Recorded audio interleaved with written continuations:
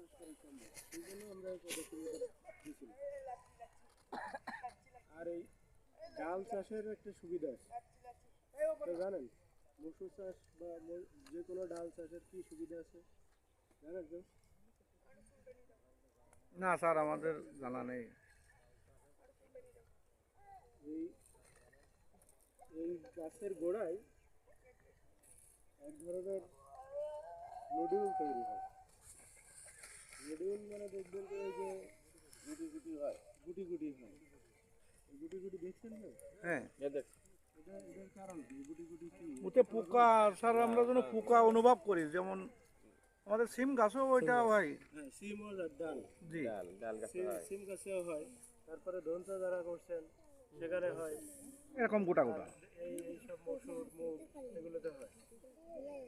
এইগুলো হচ্ছে এক ধরনের ব্যাকটেরিয়া আছে যেগুলো ওই ওই নডিউল বা ওই গুটি গুটিটা তৈরি করে।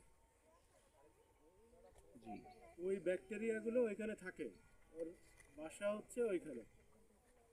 ও ঘর ভাড়া হিসেবে ওই বাতাসে নাইট্রোজেন থাকে না, নাইট্রোজেন মানে ইউরিয়া সার যেটা, জি, জি, ওইটা গাছকে দেয়।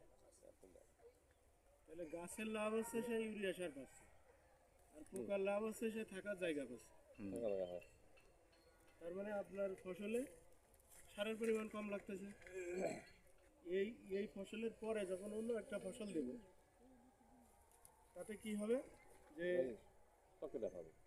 ওই ইউরিয়া সার কম লাগবে পরবর্তী ফসলে।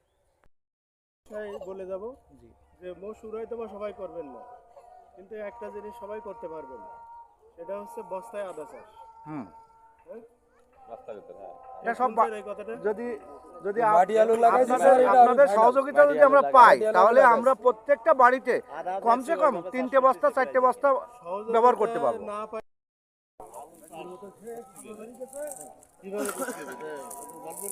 এই যে আমাদের কৃষক ভাইরা, এই পাশে মা বোনেরা, তারা উদ্যোগিতা করেছে। আপনারা সবাই এই চাষটা করবেন, আশা করি ভালো লাভবান হতে পারবেন।